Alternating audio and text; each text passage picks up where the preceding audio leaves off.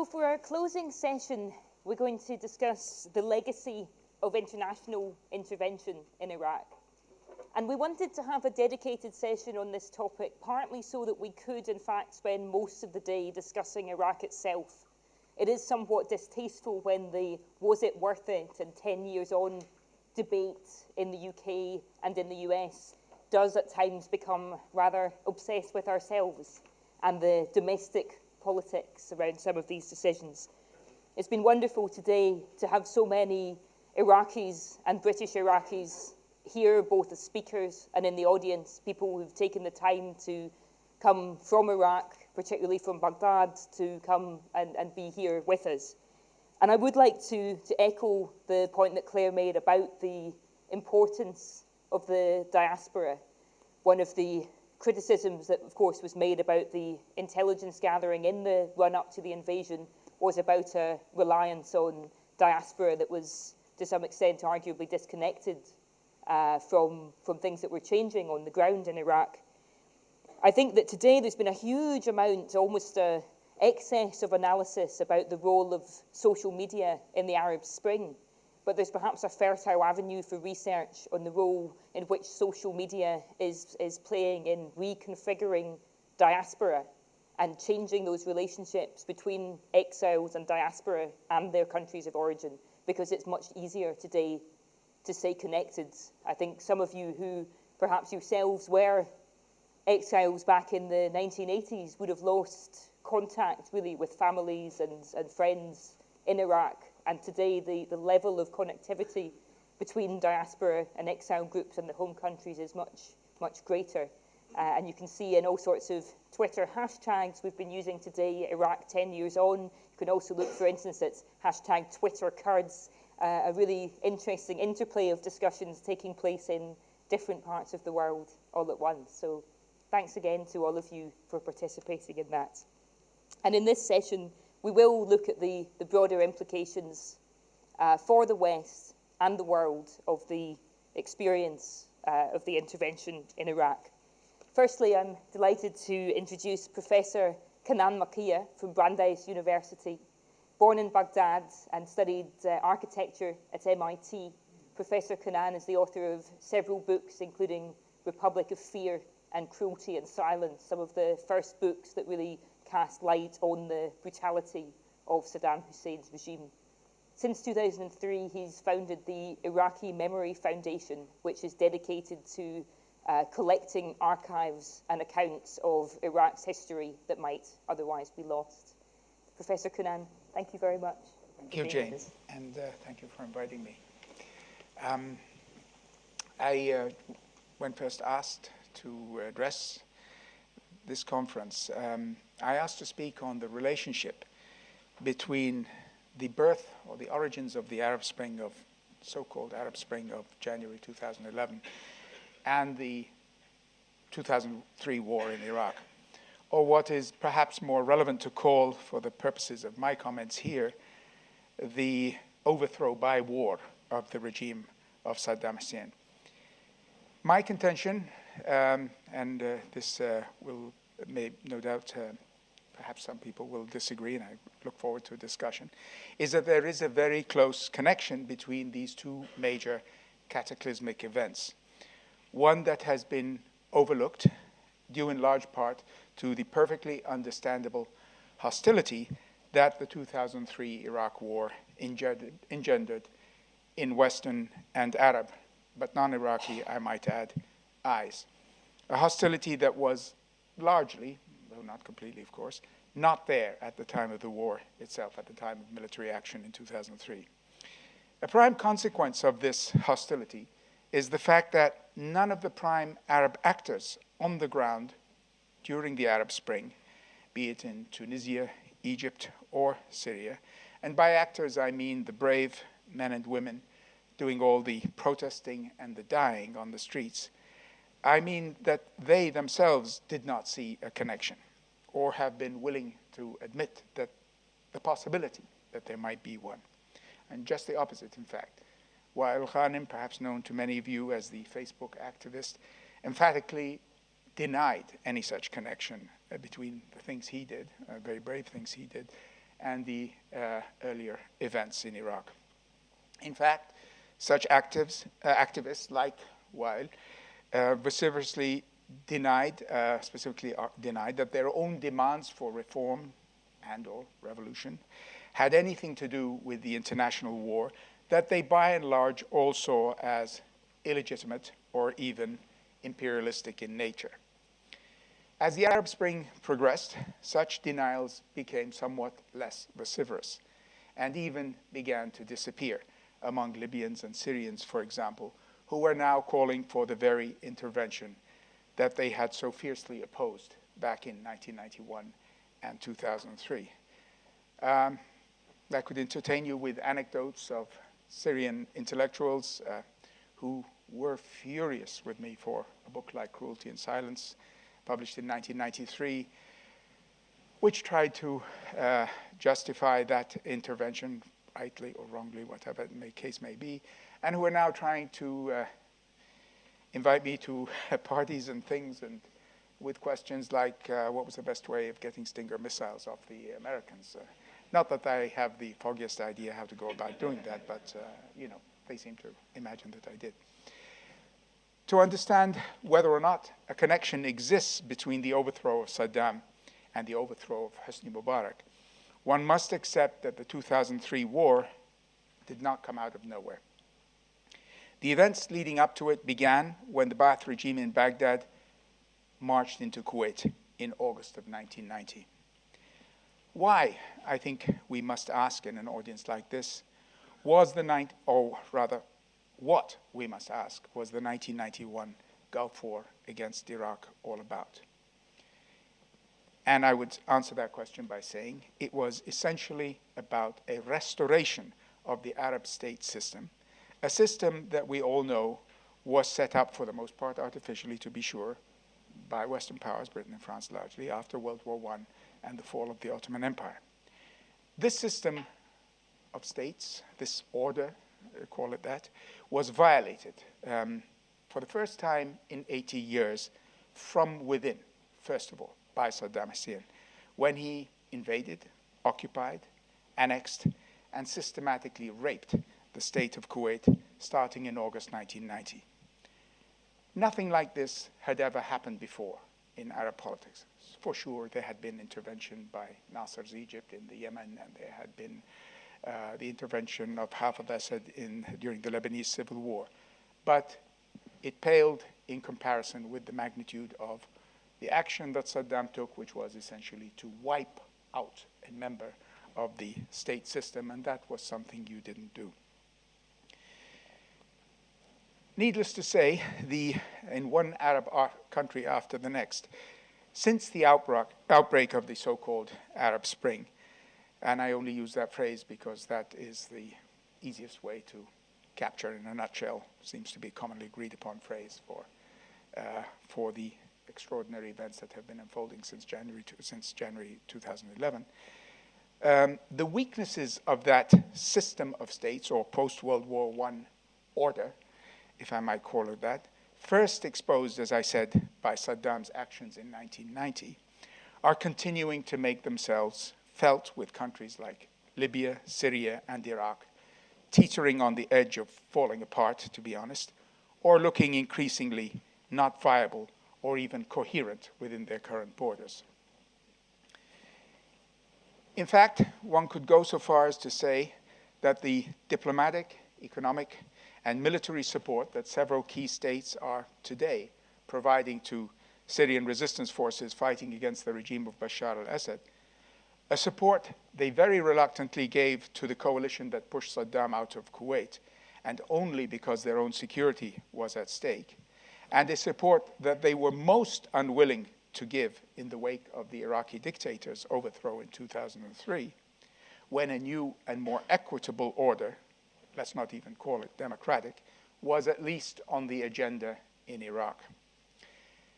This support by Arab states to the Syrian opposition dramatically casts light, it seems to me, on an emerging reconfiguration affecting the larger Middle East. Arab states have entered into a proxy conflict with a regime that had advertised itself and founded its very legitimation upon an anti-American, anti-Israel rhetoric and rejection front, comprising and it comprised a rejection front that comprised the Iranian regime, Assad-ruled Syria, and Hezbollah. I contend there is something very new going on here.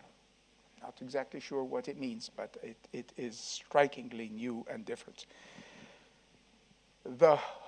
In its novelty, one can see that the whole Arab order, as it has held itself together since 1967, at least, it seems to me is falling apart. This may take a very long time. I'm not predicting imminent demise tomorrow. I am saying we are seeing an order unravel, come apart in front of our eyes. Now, there is normally very little that is positive or good to be said about the collapse of states like Syria and Iraq. It is often, and certainly in the Syrian case, a recipe for death and destruction unmatched by anything caused by state-to-state wars of the sort of which we have had many in the modern Middle East. History has shown us this time and time again. There is one partial exception to this dismal story, and you thought that Sami was being depressing. You don't expect any relief from me. And that exception is the one that was briefly alluded to in an earlier panel, and Gareth spoke to it. And that is the fate of the Kurds in Iraqi Kurdistan, and tomorrow, I very much expect, in other parts of the Kurdish-dominated region. The Kurds, remember, were the great losers of post-Ottoman Middle Eastern state order, post-World War I. But that is no longer the case. If what is happening in Iraq today is anything to go by. The only part of Iraq that is working, in quotation marks, and I don't mean it's perfect, and I don't mean it's not full of all kinds of rife with corruption and all kinds of other problems, but the only part of Iraq that is working today, both in security terms and economically, is Iraqi Kurdistan. And that in itself is a very interesting conundrum, the meaning of which is worth pondering about. But I digress. That's not the main purpose of my talk. If the 1991 war was about a restoration of the Arab state system, as I called it, the 2003 war, by contrast, called its very legitimacy into question. With the toppling of the most egregious tyrant the modern Arab world has ever known, Saddam Hussein, one who had survived numerous wars and killed untold millions of people, the whole order of which he was such an integral part came under a new kind of scrutiny. The idea that all the ills of our Arab societies are attributable to abstractions like imperialism and Zionism, an idea that stood at the center of Arab political culture, in the realm of ideas, values, since the great defeat of 1967, and that had filled the heads of Arab intellectuals with arid nonsense to the exclusion of anything more productive. This whole outlook on the world now had to rub up against the realities of what life under Saddam Hussein had been really like. You did not have to agree with the war or like the nasty, selfish, and sectarian new political elite that American force of arms put in power in Iraq to see that something truly awful had been in control of this poor country previously, and that generations had paid with their futures and with their lives because of it. The nastiness of the Ba'ath experience in Iraq, the 30-year-long experience, it was clear, did not come from outside. It came from within, from what Arabs had constructed for themselves as states and systems of states in the last half a century or so. Now, ideas are not constrained by frontiers and borders.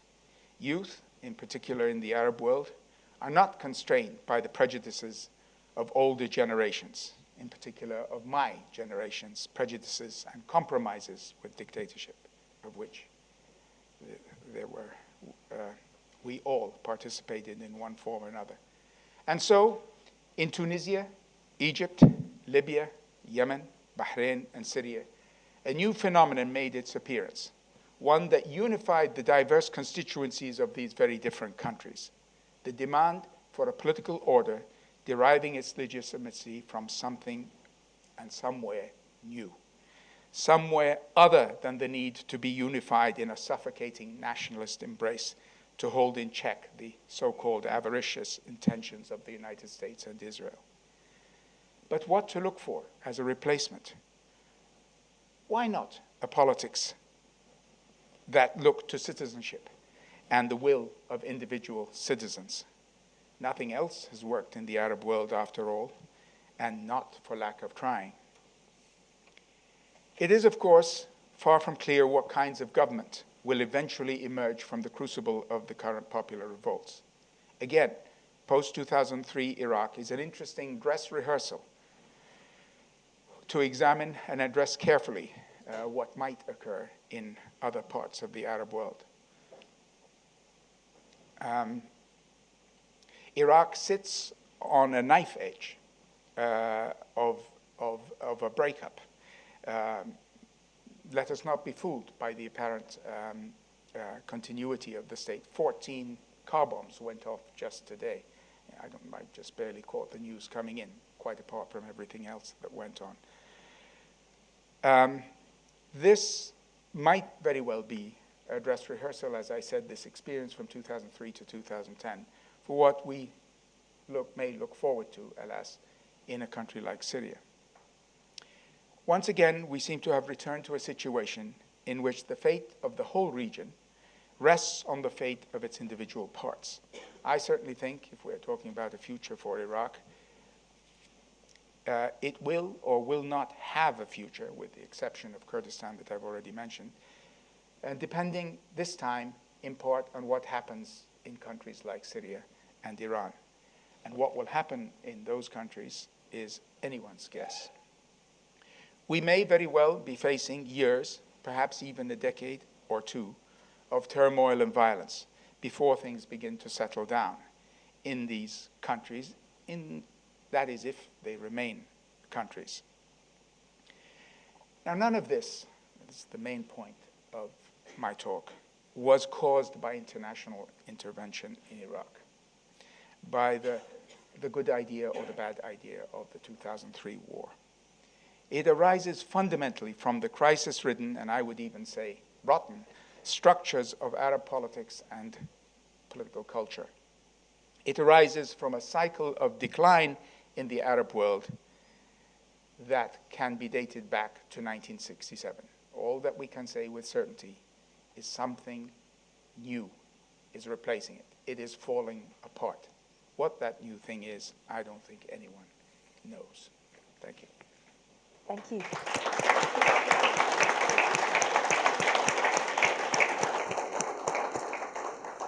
Thank you, Kanan. We'll turn now to Professor Rosemarie Hollis, who will be familiar to many of you as she was formerly the Director of Research and the Director of the Middle East Programme here at Chatham House, now a Professor of Middle East Politics at City University and the author of the book Britain and the Middle East in the 9/11 Era. Thank you. Thank you very much indeed. The personal lesson that I took from the invasion of Iraq in 2003 was the limits of civil society platforms in the UK and the beginning of a continuing frustration with the political elite in this country, which we've heard echoed across the Middle East and in particular in Iraq. During the course of today, the problem would seem to be for all of us with our politicians. And maybe that is our responsibility, taking something from Professor Makiya's eloquent presentation right now. Since I can't say most of what I would like to dwell on 10 years on, I'm choosing 2 lessons in particular to be drawn from the 2003 invasion experience as a Brit, and I'm not a professor of Middle East politics, I'm a professor of Middle East policy studies.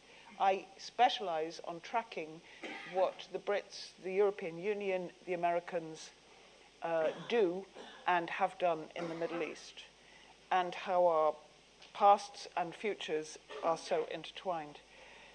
So 2 lessons and 2 thoughts on what all of this means vis-a-vis how we're Westerners and Britain in particular are reacting to the current situation in the Middle East and Syria in particular. So, apart from anything else, I would say that the most important lessons to be drawn from the Iraq experience were that the intelligence failure about weapons of mass destruction discredited not just the intelligence community per se, but also the credibility of politicians. The way that intelligence was spun, misrepresented, overinterpreted, instrumentalized. Secondly, that, and this Rory Stewart makes very plain in his book, occupiers are not welcome anywhere.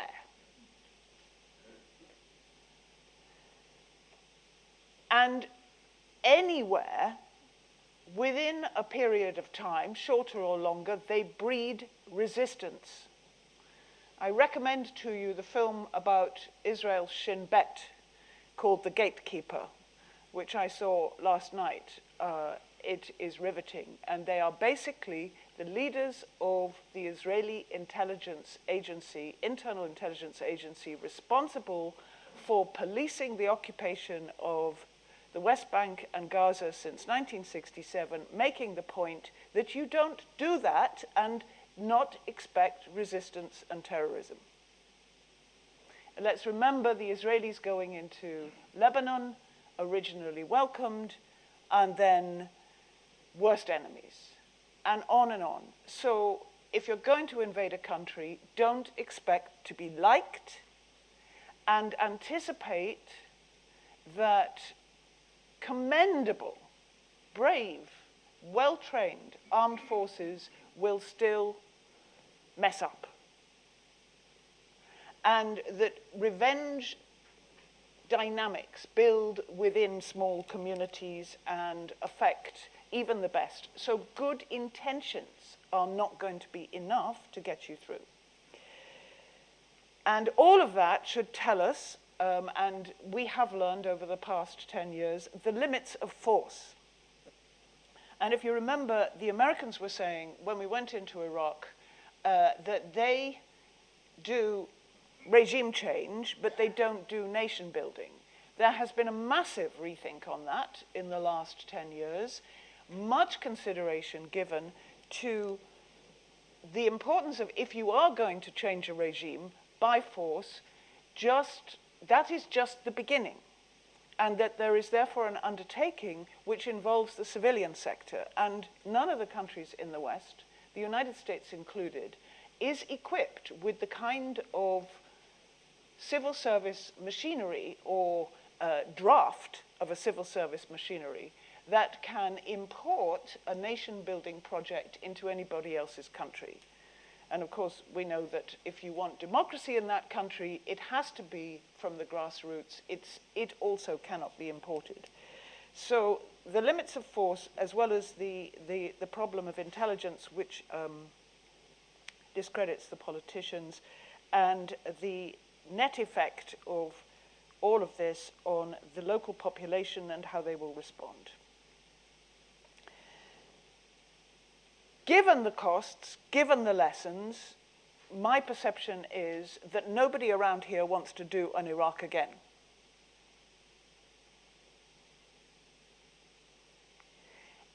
But the subsequent Arab uprisings have revealed that, lo and behold, the Arabs, just as much as anybody else, doesn't put up they, as a people, populations of Arab states, do not put up with oppression and indignity indefinitely. And yes, that they do want democracy. If you remember, the neocons said if you scratch anybody, you'll find a Democrat inside. And then there was all the debate about, well, actually, you don't just have to topple a dictator, you have to build a democracy. But I don't think we ever quite got to the other end of the discussion about what role for outsiders in the growth of democracy anywhere. And I also detect, and I'm nearing the end of my thoughts, I also detect that the urge to intervene, the urge to help, make a difference, save lives, has not gone away. And personally, I think, insofar as that is present now with the UK government, that urge to intervene having not gone away, it worries me. And there is a little noblesse oblige, we know best, extraordinary assumption that what has happened in the West makes Westerners experts at doing regime change, nation building, and all the rest of it, given all the evidence to the contrary. And this urge to intervene, including by force, was demonstrated in Libya, from which, on a platform here, I remember we discussed, we can deduce that much as the British Prime Minister and the French President took the lead, and the Americans so-called led from behind, without the American contribution, the rebels would not have succeeded in Libya. But because of the 3/4 or only half-learned lessons of Iraq, there is no appetite for the nation building, for the we helped break it, we've got to fix it, follow through afterwards. So Libya is struggling to make the most of this. And what we have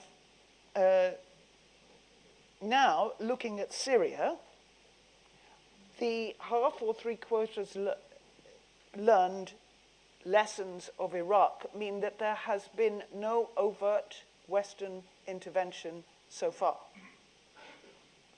including the lessons learned by the Russians from Libya to prevent another Western adventure in the Arab world. But I wondered how long people here would have the stomach to watch the carnage and not feel that urge, well, if we wade in, we can make it better. Now, I'm asking you all, help me understand how Western intervention, UK intervention in the name of bouncing the US into intervention in Syria is somehow going to save lives. If saving lives were what you were about in Iraq, then you wouldn't have invaded. If saving lives is what you're about in Syria, how is the use of force, taking sides in that war, going to save lives? All it will do is take sides in the war. And that's what I foresee as on the cards. And I think, in a way, that is the story of not just Iraq, but Britain and the Middle East, since the 1920s, if not before, taking sides. Thank you.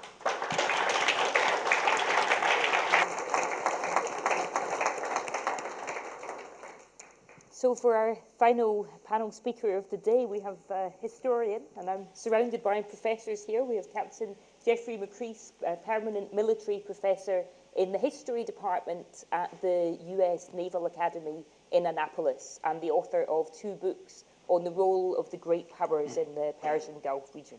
Thanks. Thanks very much, Jane. Washington requires me to start off with a disclaimer that my discussion today represent my own views and not necessarily those of the U.S. government, the U.S. Naval Academy, or the U.S. Navy. So, I'm serious, they do. With that, we've heard quite a bit today about the year 2013 representing the 10-year anniversary of the 2003 invasion.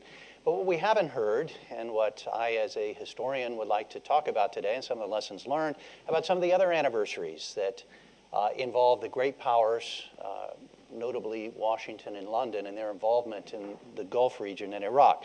It's been 22 years, for example, since Desert Storm in 1991, 42 years since the British withdrew from the Gulf Arab Emirates, setting them independent in 1971, 55 years since the 1958 revolution that ended the British-backed Hashemite monarchy, 72 years since Britain invaded Iraq in World War II to get rid of the Golden Square that had installed a British or a German-leaning regime in Baghdad.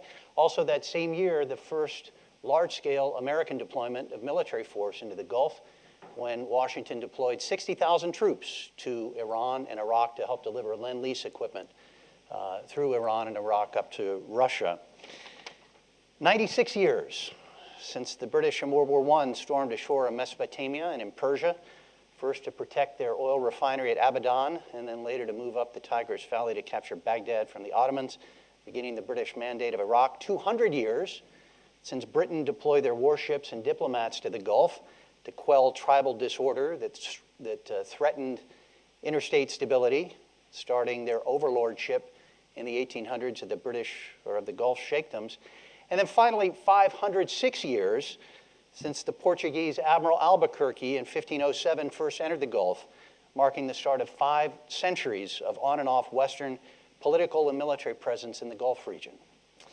So, there's been a long, long legacy of Western political and military influence in Iraq and in the greater Gulf. And as we look at Iraq 10 years after 2003 invasion, we ought to ask ourselves what military lessons from the past might illuminate the present and the future.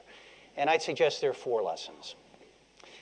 First, despite the vast oil resources of Iraq, which perhaps might be the second largest in all the world, the West's involvement in Iraq and in the greater Gulf region has never simply been about oil. It's been about location. If it were only about petroleum, the West wouldn't have been here for 400 years before the dawn of the oil age. Rather, the Portuguese, the Dutch, the French, the English, and now the Americans have been drawn to the region, in large part because it lies at the crossroads of 3 great continents. Here you see it right here, of Africa and Europe and of Asia. People and trade have been moving through or near Mesopotamia since the very dawn of civilization, as they do today. So what happens in Iraq, the stability of that country and the nations around it then, remain of great concern to the outside great powers. That was true at the dawn of the Age of Discovery with the Portuguese, and it remains true today. Which leads me to my second assertion. The political complexion of the Gulf is anarchic, and it requires an outside superpower to police the region there and to maintain order.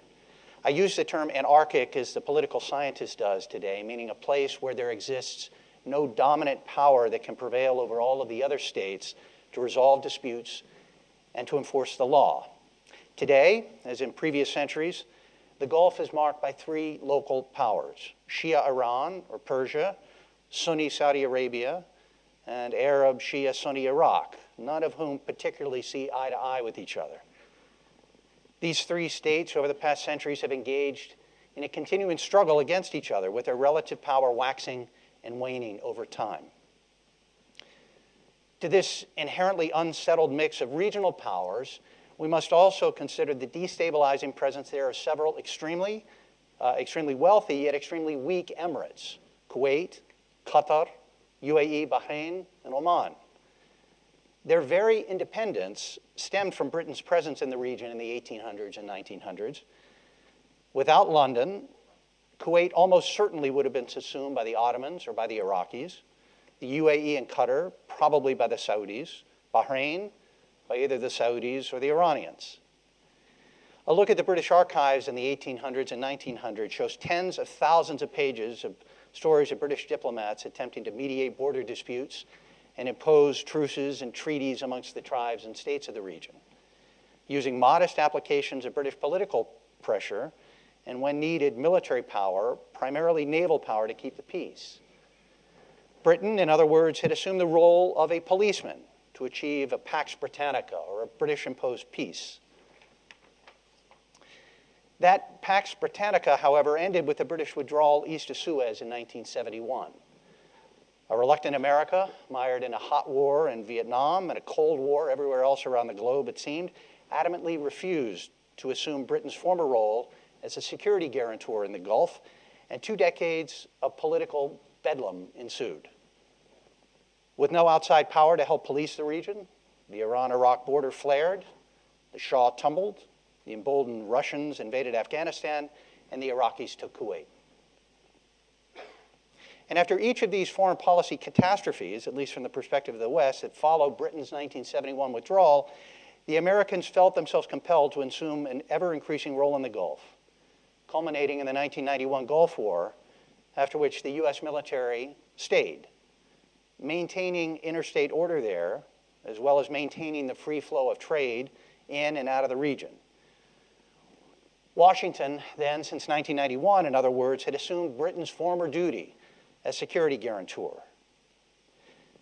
For there to be enduring interstate peace in the region, in this inherently unstable region, in my opinion, an outside power is needed. That's my second key point, which leads me to my third point.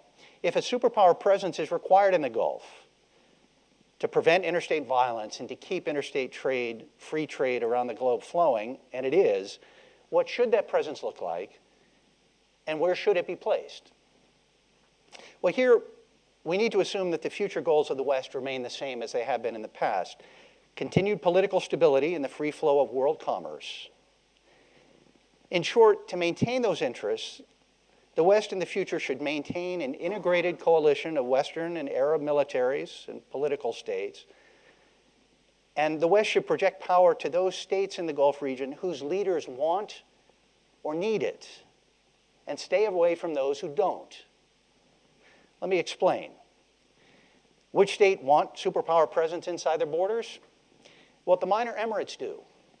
Those same states whose initial independence arose from the good favor of the superpowers and whose continued independence depends upon the protection of the superpowers: Kuwait, Bahrain, Qatar, the UAE, and Oman. Why not deploy forces in the larger regional powers, including Iraq? Well, because Western presence there has, over the past century through history, engendered a strong political backlash. Britain's mandate in Iraq, for example, was never particularly popular. The Arab Revolt in 1920, even before the installation of the Hashemite King Faisal in Iraq, presaged 3 more decades of anti-Western protests that culminated in the 1958 army-led revolution that took down the British-friendly king. We saw similar antipathy in that vein directed toward the Americans to a degree shortly after the 2003 invasion until their departure in 2011. In neighboring Iran, furthermore, we all know of the ferocity that swept away the Shah, its Persian population in part animated by the monarch's tight connections with Washington. And in Saudi Arabia, Ibn Saud, throughout the last years of his life, fought assiduously to prevent the Americans from planting a foothold in his conservative kingdom, a move that he believed would stir up violent opposition from conservative members of his nation. In the aftermath of 1991's Desert Storm, in that vein, we saw such a conservative reaction when American flyers stayed in that desert kingdom to help enforce a no-fly zone against Saddam. A fierce opposition movement arose within the kingdom, with the then little-known Osama bin Laden condemning Saudi leaders for consorting with Washington, the great Satan. So any attempt by the West to deploy sustained military force to these 3 powerful local powers, of course, Iran, it would never happen, but in Iraq and in Saudi Arabia, would almost certainly end poorly for Western interests. So what would such a stabilizing, in my view, Western military force in the Gulf region consist of? And as we said, it needs to be multinational with Western forces and Arab forces working hand in hand. And again, if history is a guide, a large standing land-based military garrison would not only not be necessary, it would be counterproductive to Western interests. Rather, in the future, a relatively modest amount of military power is sufficient. Just like a lightly armed policeman walking the beat of a neighborhood block normally dissuades problems in a neighborhood. Throughout the 19th and 20th centuries, such a British presence tended to be mostly naval. And in general, a naval presence provides a show of resolve, but with a very small footprint ashore. But such a naval force must also be backed up with the credible threat of a much larger land invasion force looming from over the horizon. So my third key idea is that to fulfill London and Washington's greater national interests, interstate stability, and the free trade to, from, and through the region, we should rely on a small military footprint that emphasizes naval power, eschewing a large presence in the Arab regional powers, Iraq and Saudi Arabia, for such a presence would elicit a counterproductive backlash. Which leads me to my fourth and final point today. We should be very, very careful about attempting to fundamentally change the nature of foreign societies. Some of them in this region represent, after all, the oldest in the world. When Western powers over the past century worked in the Gulf toward narrowly maintaining their two enduring interests in the Gulf, preventing interstate aggression and furthering trade, they succeeded. Where we have fallen into a trap, in my opinion, is in our Western quest, a well-intentioned quest, to be sure, of attempting to reshape these societies in a Western image.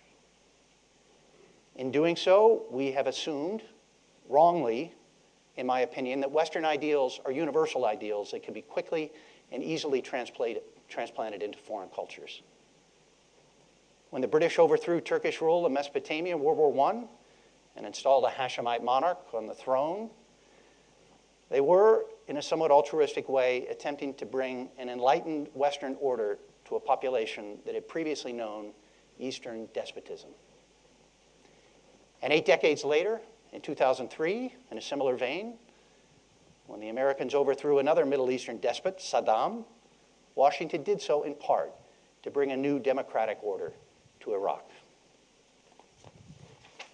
So, in summary, the Western powers have played a very long role in the affairs of the Gulf region and in Iraq. From the time of the Portuguese 500 years ago, to the arrival of the British in the 1800s, to Operation Iraqi Freedom in 2003. In my mind, a long legacy of Anglo-American political and military involvement in the region offers 4 lessons. Well, first, the West's involvement in Iraq and the greater Gulf region has never simply been about oil. It's about location, one of the most strategic and important in the world. Number 2, the political complexion of the Gulf is anarchic and requires the presence of an outside superpower, a policeman, to maintain interstate order, the absence of which has proven catastrophic to Western economic and political interests. Third, as we look toward the future, the superpower presence in the Gulf should involve an integrated alliance of Western and Arab states and their militaries, and be as small as possible, relying largely on naval presence backed up by an over-the-horizon fast reaction force located primarily in those smaller emirates whose leaders want and need a major superpower nearby as protection from their neighbors. And then fourth and finally, the West should be very careful about attempting to fundamentally change the nature of foreign societies. When London and Washington narrowly and carefully tended to their enduring national interests there, the preservation of interstate order and the continued free movement of trade in and out of the Gulf, they've succeeded. When they embarked on much larger quests to fundamentally reshape some of these oldest societies in the world, they stumbled. Sometimes at great expense, and some would say with tragic consequences. Thank you.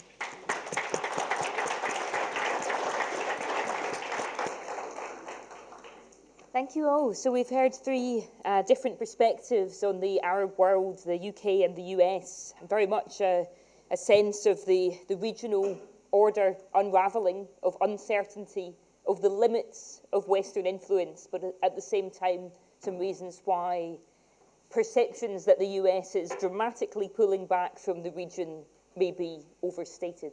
We have now 25 minutes for final questions and comments. I see lots of hands. Let's start over here with Omar, please. Just behind you.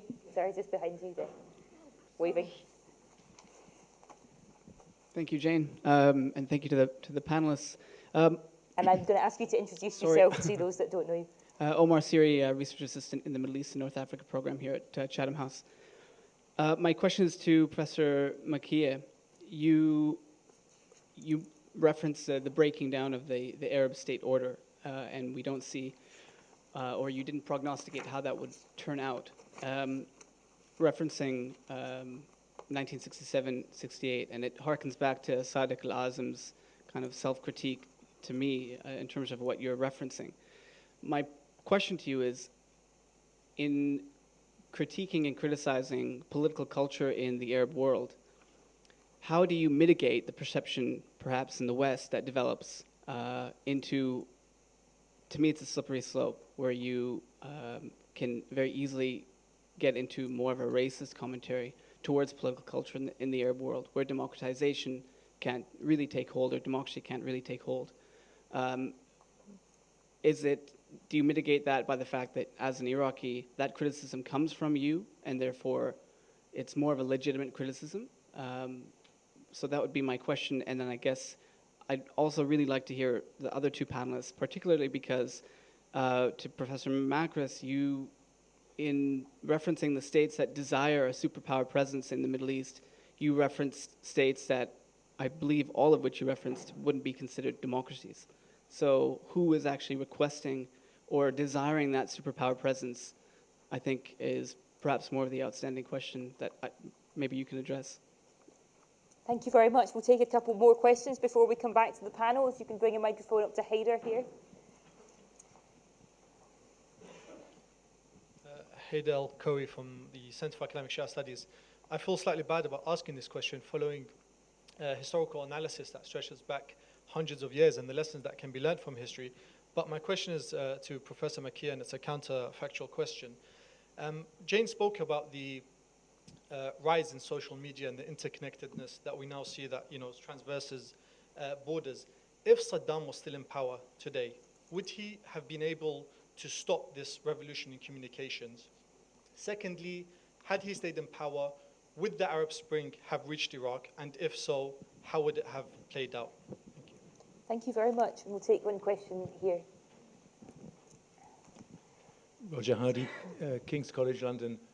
I think one of Iraq's misfortunes 10 years on is that our political leaders, and I think Gareth Stansfield said this, that the political leaders in Washington simply want Iraq to go away. And that is part of the legacy. Iraq has acquired a stigma akin to that of Suez, 1956 in this country, akin to Vietnam in the United States. And whatever Iraqis feel about Iraq, and we've heard a lot of Iraqi views about that, that is the dominant perception in the West. I'm not referring here, I think, to the Foreign Office or the State Department. They know that Iraq is still here and links into all the problems of the Middle East. It's our political leadership for whom Iraq has become an ugly word. They don't want anything they do to be associated with Iraq because that will damage them. And let me just add, as a journalist who's been a journalist for 30 years, the press too has decided that Iraq should go away. The media in this country and in the United States dropped Iraq like a brick, and I'm ashamed. Thank you. Kanan, can we start with you? Okay. Well, let me take first Omar's point. I cannot control the misuse that other people make of one's work or one's words. It seems to me our primary obligation as intellectuals, as writers, as commentators, is to speak the truth, irrespective of how that truth may be abused by others. If I have the opportunity to challenge a racist interpretation of one of my comments, I will take it up. But by and large, my first and primary obligation is to describe things as they are. So if I write a book called Republic of Fear, and if the Bush administration chooses to use this book, the book of which had nothing in it about the West or about the United States by and large, my primary obligation is, my primary question that I should be asking myself is what I described in the book correct, or is it not? Did I fail? Everything else is outside my control. And I think that applies to the comments I would make earlier. This idea that we ought to be worried all the time how other people will misrepresent what we say is a fundamental undermining of the intellectual enterprise as I see it, and of any critical intellectual enterprise. So I mean, that would be my answer. To Haidar, I simply don't know. The answer to the question, would Saddam have been able to stop something like the spread of the internet and so on in Iraq? I doubt it. But would there have been an Arab Spring in Iraq? I don't know. But I can say that in spite of the unsavory nature of most of the regimes in the area, I argued back in that old book that's now 25 years old, that something exceptionally nasty had happened in Iraq, something that stood apart from the nastiness that even exists in a country like Syria or other countries, something truly special. Right or wrong, again, my answer to the gentleman follows on from that. That's for others to judge. But therefore, I just don't know. I do know that when the Iraqi people rose up in 1991, we haven't talked about that. What are the numbers now for Syria dead? 70,000, 90,000? Human Rights Watch, Amnesty, easily 200,000 dead in 1991 in the crushing of the uprising that followed the first Gulf War. Who talked about that? In answer to my colleague, the gentleman here, there are questions that are outside the internal stability of state systems. Questions like, what do you do when the state systems themselves, because of their own internal dynamics, gobble up other states? Well, the United States chose to intervene. Not really a matter of maintaining the order. It did want to restore the order. But then what do you do when, as a result of restoring the order and leaving Saddam Hussein in power, he butchers 200,000 Iraqis who thought these people were going to help them? Rightly or wrongly is another question. And he butchers 200. You're sitting there. You've got armies massed there. You are now under an incredibly difficult moral obligation. Do you do something or do you not do something? I mean, 200,000 people is not a small number. This is following on from the dilemma that Rosemarie Hollis mentioned earlier. This is a real question that has to be addressed. It's not an easy question, and there are no, easy answers. But, in a sense, the answer, and I think the answer of the whole question of intervention is really about something that perhaps you didn't address, is always something that's certainly, policymakers don't and politicians hardly ever do, but the question is always a moral one. And that's the question we face in Syria today. Can you, as a human being, can we, as outsiders, stand by as hundreds of thousands of innocent people are cut down? I don't know. Maybe we can. Maybe we should. Are we going to know what the consequences of our own actions are? Of course not. The very nature of politics is that we don't know the answers to these questions. But there's right and wrong here are very complex questions and not easy ones to address. So that would be, I agree with Roger. Comments about the media and Iraq. But thank you. Rosie? 2 points, actually, and I will be very careful because, actually, I would like to take Professor Macris on a couple of his statements, especially about this structurally anarchic region. And I would like to know whether Europe was structurally anarchic and whether the colonial rush to divide up Africa made it structurally anarchic, whether the anarchic elements in the structure of the Persian Gulf region owe anything to the imperial quest to nibble away at the Ottoman Empire and carve out little bits of it for themselves over 3 or 4 centuries. And I would also like to remind that the small footprint of Pax Britannica in the 19th century was owing to the fact that the Indian Army and Navy were what gave the British credibility in the Persian Gulf. And it was when they left India in 1947 that the British knew very well their time was up. They were living on bluff from 1947 until 1971 in the Gulf because they weren't capable of deploying a very large force, naval or army. You know, I really have trouble with this idea that you are going to rescue this region from its structural anarchy with a nice small footprint and a benign superpower over the horizon, because it seems to me like a justification of the status quo. To a degree that the status quo represents what has been in place since 1991, since the American arrival at the end of 2 decades of bedlam where there was not a superpower maintaining order there. Yes, I think it does, to a degree, represent a maintenance of the status quo. A relatively small naval presence. Status quo when? Status Pre-Saddam, quo, post-Saddam? well, since 1991, in my opinion, we need to dismiss, for this discussion here, 2003 from this discussion, but there has been a naval footprint backed up with the threat of a much larger force arriving from over the horizon.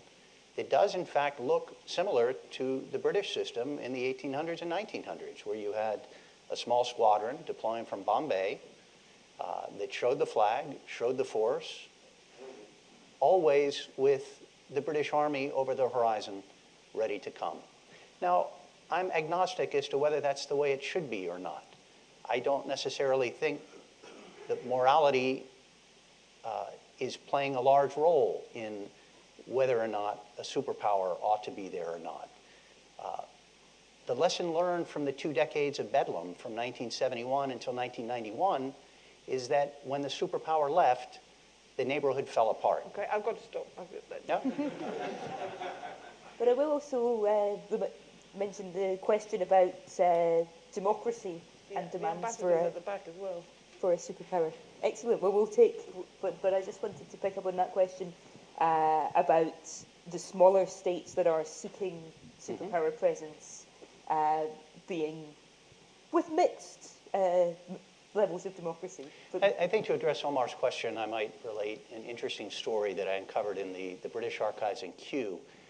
Shortly after the British announcement in January 1968 that they were going to pull the plug on the British military presence in the Gulf and their political overlordship of the region, there's an interesting passage from British ambassadors relating that the Arab leaders at cocktail parties in London were pleading with them to stay and were willing to offer financial incentives both to London and to Washington to stay, to keep their military there. And it's not surprising in that the Kuwaitis then, as now, are somewhat unsettled with their neighbor to the north.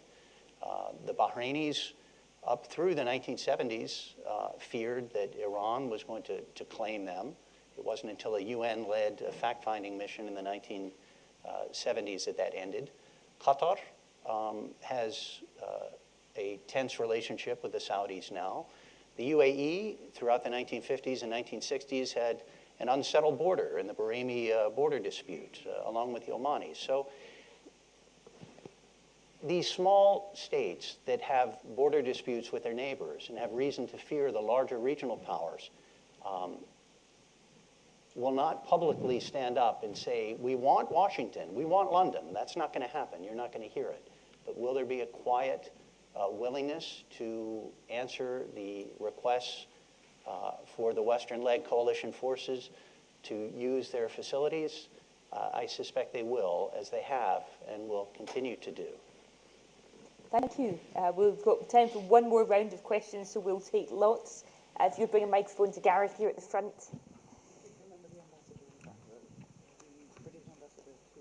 Yes, I can't see him. He's there, he is. I have two questions. I'll make them quick. One is for Kanan. I have to say that Cruelty and Silence, I think, is one of the most outstanding books looking at Arab political opinions, and I recommend it to my students who are in the back corner over there, that they should read it. But I want to talk about Republic of Fear. Our mutual Iraq watcher, Toby Dodge, has recently published a book on new authoritarianism in Iraq, looking at the Nouri al-Maliki. I'm not going to ask you whether you think Nouri al-Maliki is a dictator. I don't think we really know enough about him to say that. But I'd like to ask whether you think that the construct of the Iraqi state is somehow predisposed to authoritarianism taking hold. And the second question to Jeff. I have to say, if you're an American policymaker looking at the Gulf ahead, would you not just say, so what? And by that, is it really that important anymore going forward? America is reducing its dependency upon Gulf oil. Indeed, Gulf oil is now going more towards the Far East, a million barrels a day over to China. Why would they want to locate there going forward? The British may have a residual interest, but really that's not terribly important. I mean, could you not imagine a situation emerging whereby the Gulf becomes increasingly marginalized in international affairs, perhaps balanced, dare I say it, by some form of WMD proliferation, mutually assured destruction, and all of those sorts of doctrines come back in a regional setting once Iran gets control of its, once Iran has a screwdriver-ready weapon.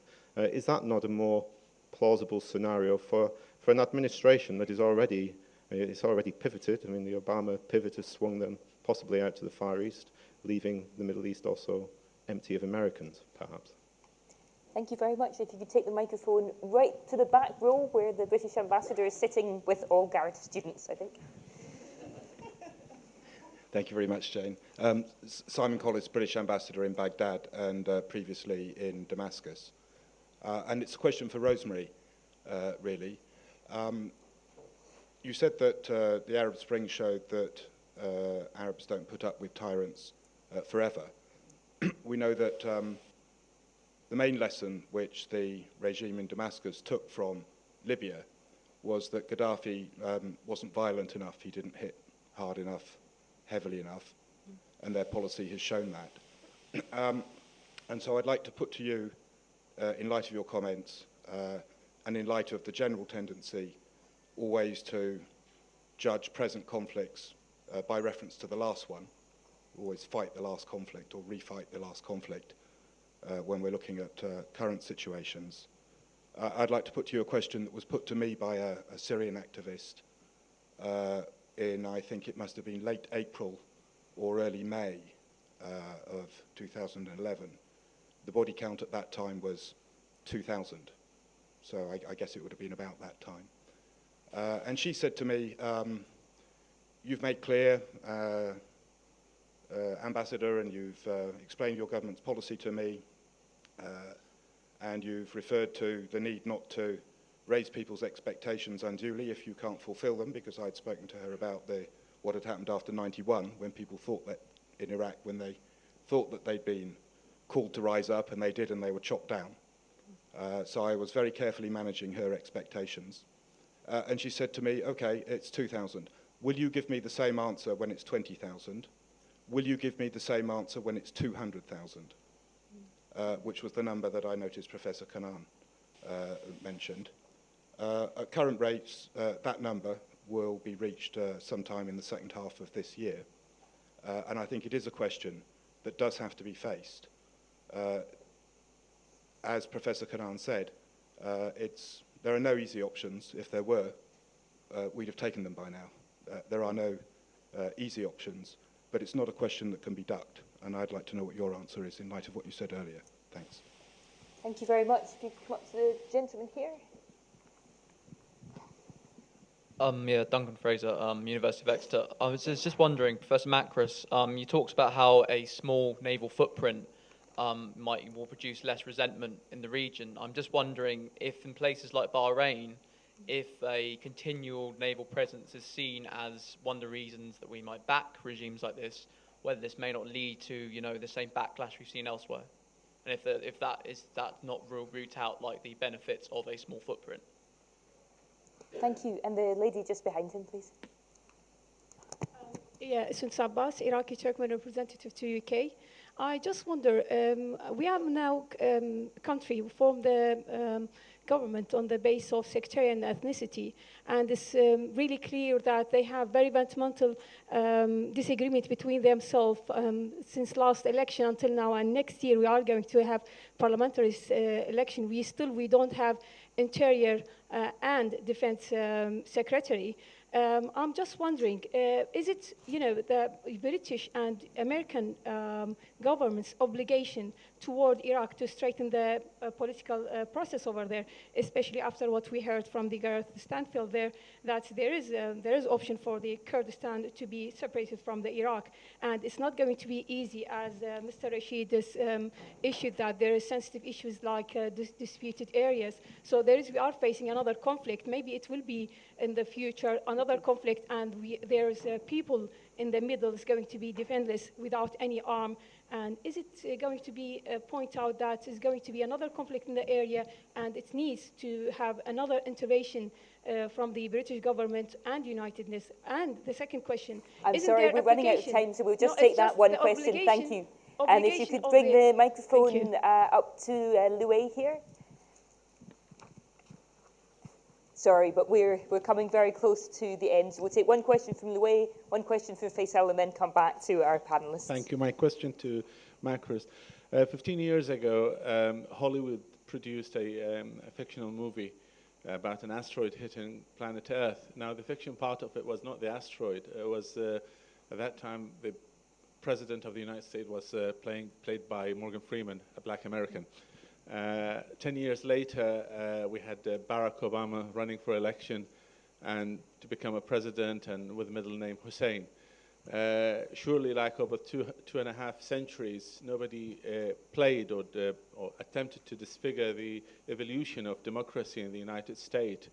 Now, in your historical account, you mentioned the various milestones and how the Anglo-Americans kind of like played their episode in the Middle East, specifically in the Arabian Peninsula, of which clearly disfigured the history, and eventually now we are, whatever you want to call it, Arab Spring, but it's an ugly anarchy state across the region. If we had no involvement from the Anglo-American, could you envisage a better state or even a superpower in the Middle East instead of this mess? Thank you. Thank you. And we'll take it back here. Thank you. Kanan, you mentioned cruelty and silence, in which you took on some intellectual giants such as Edward Said and Abdurrahman Munif, and accused them, in essence, if I've read your work correctly, of sort of a complicity through silence in the through a failure to criticize Saddam Hussein in the regime's atrocities. Complicity may be too strong a word, but I don't have time to find exactly the right word.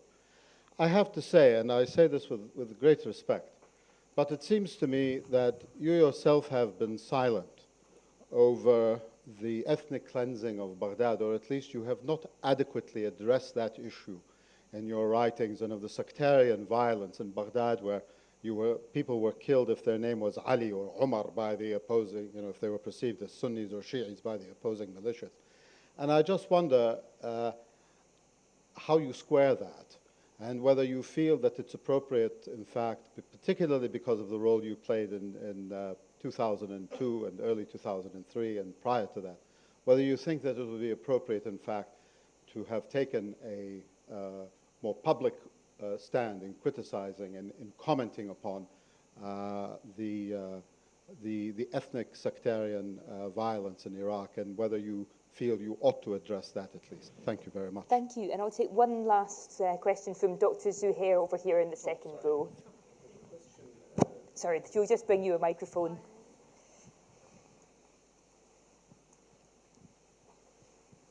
Thanks. Thank you. The question to Professor Rosemary Hollis, is you said that if we were about saving lives, then Iraq would not have been invaded, but lives were being lost in their thousands during the regime of Saddam, but no one knew about it. Lives were being lost. So my question is, how does one configure that? Lives were being lost all the time. The intervention stopped loss of life, but there was loss of life for other reasons. So it's a difficult one, but how would you qualify that? Thank you. Thank you very much. Sorry we can't take more questions. We'll just spend a few extra minutes taking some answers from our panelists, perhaps starting with you, Rosie.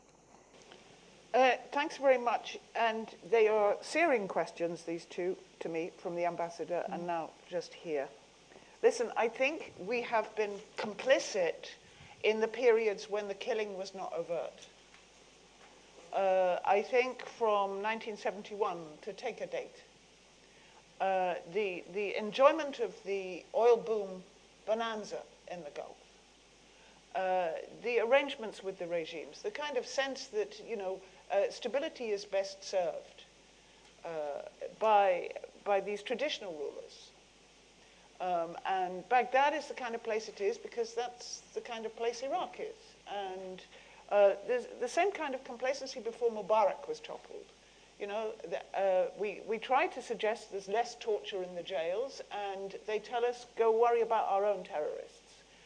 Don't, and we'll mind our business, thank you very much. So we've been there all along in some shape or form. It's not like we stand back, let everybody get on with their own thing, and then occasionally, when the killing gets too bad, have a moral dilemma as to whether to intervene or not. We've been in the lead-up in one way or another. I argued in an article before the invasion that we were already responsible for keeping Saddam in power because of the perverted effect of the sanctions regime, and that the wrong people were suffering. I argued that we owe it to the Iraqi people, and that intervention, if not legal, for goodness sake, what do we call what we're doing through the UN in terms of the sanction regime, if not intervention in the lives of Iraqis? So we have to take it a step further. But if you remember, the whole operation, I remember in the margins of one of those Any Questions programs or Question Time programs, asking a member of the British government at the time, why don't you say it's to rescue the Iraqis from a heinous situation? We can't. It's not legal. And then if we said, what's going to happen on the day after? Ought there not to be more preparation for what happens post a regime change? The answer was, we must keep alive the possibility that Saddam believes he can get out of an invasion if he does the right thing by WMD. So where was this? There was no clarity on whether it was for the Iraqi people. And a massive loss of life afterwards. So I think, A, that, and B, I think, picking up a point made earlier, one must weigh the moral dilemma all the time. Weigh the moral consequences of supporting dictators and selling them arms and buying their oil and turning a blind eye to their prisons. Weigh the moral dilemma of going into a place like Iraq and now Syria in terms that the just war theorists, the theologians and philosophers have been debating for hundreds of years. We aren't without tools to weigh this, the exact amount of force that you can bring to bear. How far can you see through the consequences of a regime change in Syria? And when it comes to Syria, I mean, at what point do you want the ambassador to pose the dilemma? We've been on the journey for a long time, and if we stop the clock now and say, there's been enough killing, we now have to intervene, I think before we do that, we have to have a sensible plan that suggests that by military intervention, either by overtly arming the Syrian resistance, or by deploying as to the extent perhaps that was done in Libya. What's the game plan? What's the end plan? Do we know what consequences will follow from helping one side in this civil war win? And can we say, with hand on heart, that the shambles that Iraq turned out to be will not be repeated? We probably can't, but I don't think it's as simple as saying once the death toll gets high enough, we can't avoid but intervene. We should intervene if we can do something. But if we can't, and we can't honestly say that we're going to make anything any better for anybody, we're simply going to have a role in the fight, then that's a different question. Thank you. Final thoughts from you, Jeff? I think regarding Gareth's question about whether the U.S. should stay in the Gulf, I think the U.S. finds itself today regarding the Gulf in a similar position that the British found in the late 1960s. In an era of constrained military budgets, where are the budget priorities? Where are the military priorities? And it's very clear that within the past several months, the U.S. Defense Department has enunciated a policy of tilting its emphasis toward further to the east in Asia, notably in China, North Korea, Japan. So is there a scenario where the U.S. could disengage much more deeply from the Gulf region than the naval footprint backed up with the threat of a fast reaction force coming later? There is. I don't think it's probable, but there is.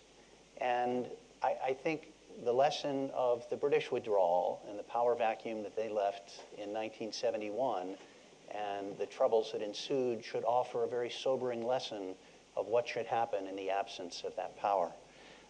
Regarding Bahrain, the United States finds itself in the dilemma that the West finds itself in all throughout the nations of the Arab Spring. The challenge between reconciling ideals and interests.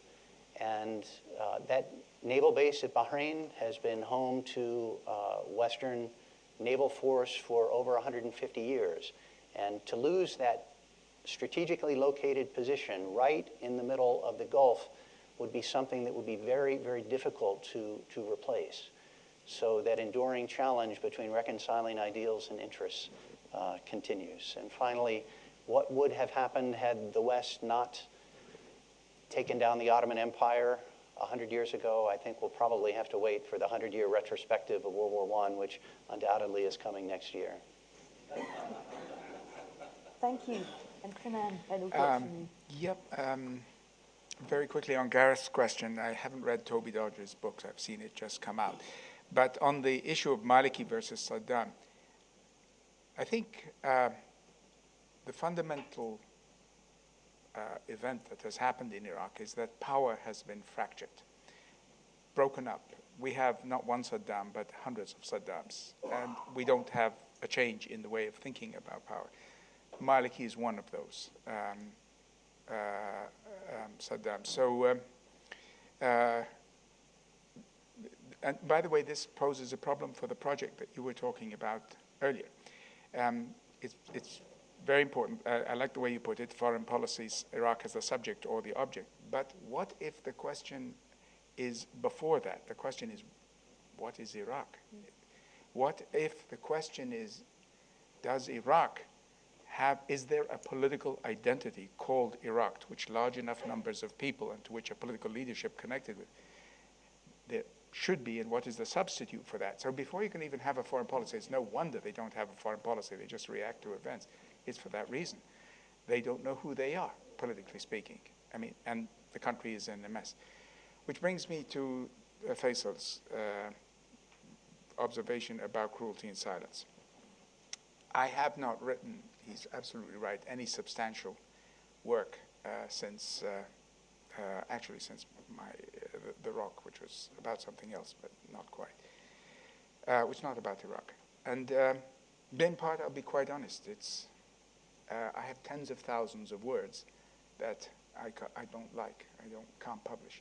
It's very hard. I'm finding it very hard. I had a focus when Saddam was around. It was easy to write when Saddam was around.